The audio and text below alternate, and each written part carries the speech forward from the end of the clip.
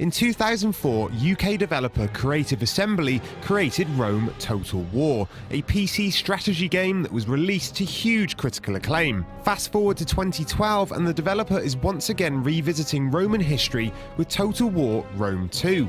But with a release not due until 2013, there's a long wait until eager fans can get their hands on the game. In the meantime though, how about a look at the game in action? We sat down with James Russell from Creative Assembly for an exclusive first ever look at the battle gameplay from the new Total War Rome 2.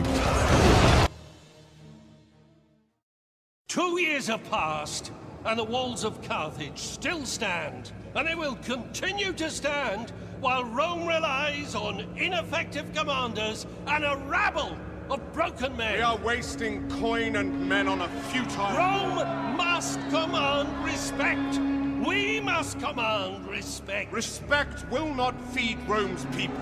Honored senators, I move that we end the siege of Carthage and turn to civic matters. Senators! Senators! The time has come to end this war. That much is true. But end it with blood and fury and glory for Rome. What we're showing here is part of the Siege of Carthage in 146 BC. The city had been under siege for several years, and we're going to see old Scipio's grandson, the young consul Scipio Aemilianus, command the final assault on Carthage.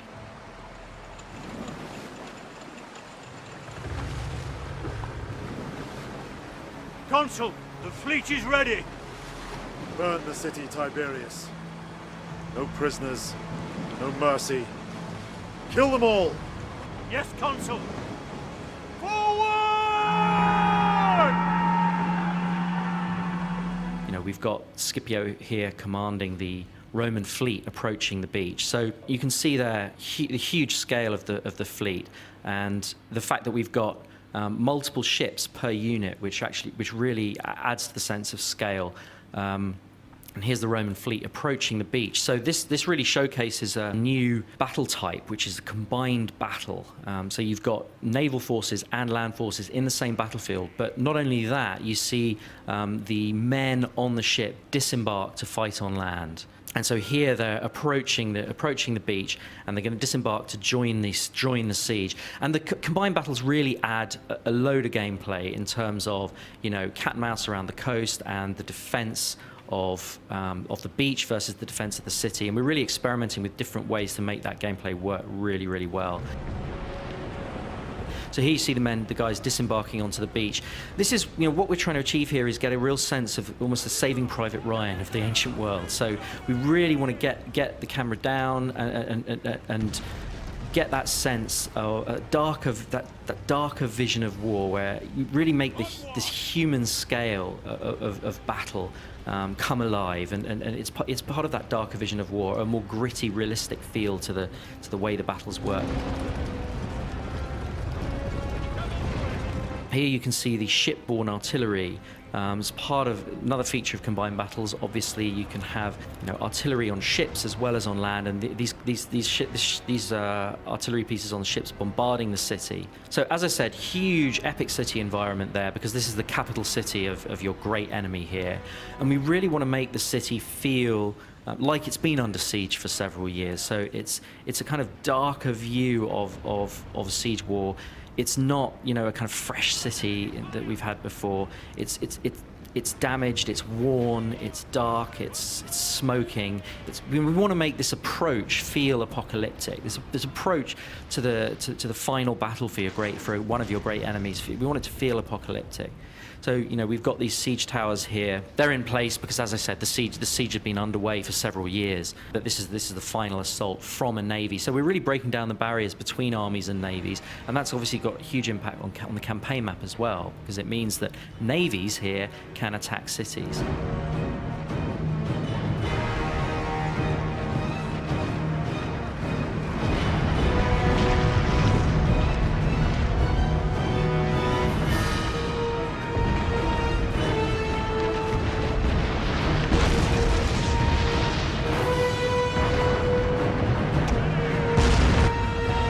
This is the tactical view, the tactical overview.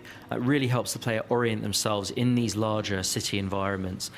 We don't want the player to be controlling the game from this perspective. It's really an orientation tool. We want the player to be able to understand what kinds of because there are very specific relationships in terms of, one particular unit might be strong against another unit but not against the third type of unit. We want the player to understand what's going on the battlefield. We want the player, particularly in terms of the spatial awareness, we want the player to be able to understand what's going on and see threats and where they're coming from, but absolutely not to control the battle from that perspective.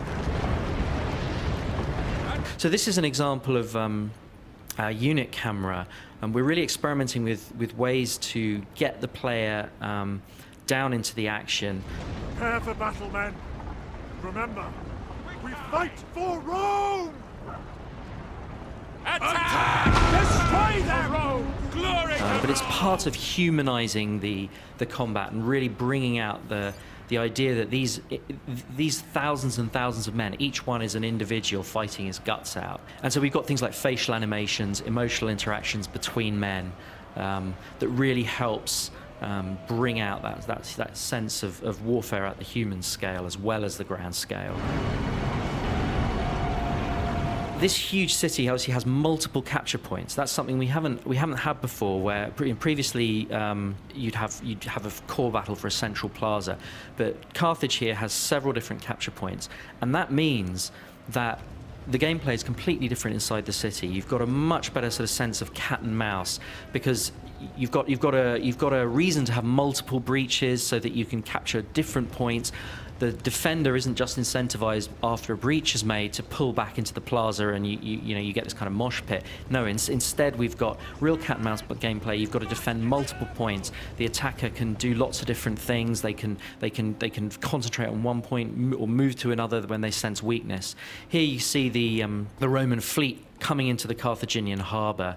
Again, the whole combined battles adds to that richness certainly in terms of a coastal city.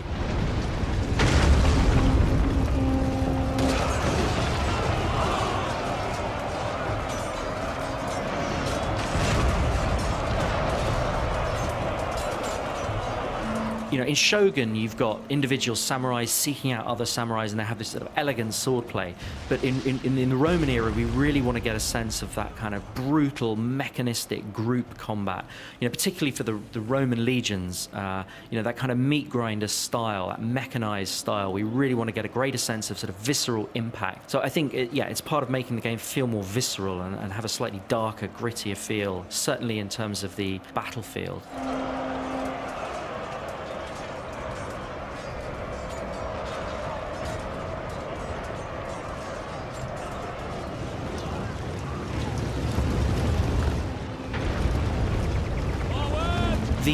The Total War engine, over the years we've learned so much about how to get a really optimize the performance in terms of being able to deal with thousands and thousands of men on screen at once, and the fact that when you zoom in you get a huge amount of detail.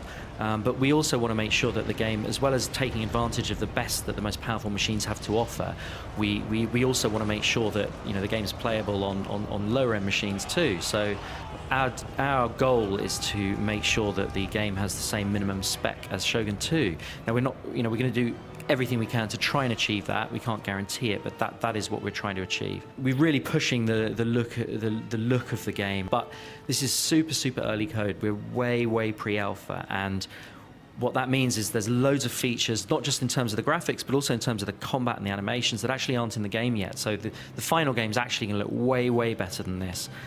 We're working our guts out on this game, and we're determined to make it the best Total War game ever. We've got a huge budget for the game, about 40% bigger than anything we've done before. So we're absolutely determined to make it the most epic Total War title ever. The bad news is we're not going to be releasing until the second half of 2013, so late next year.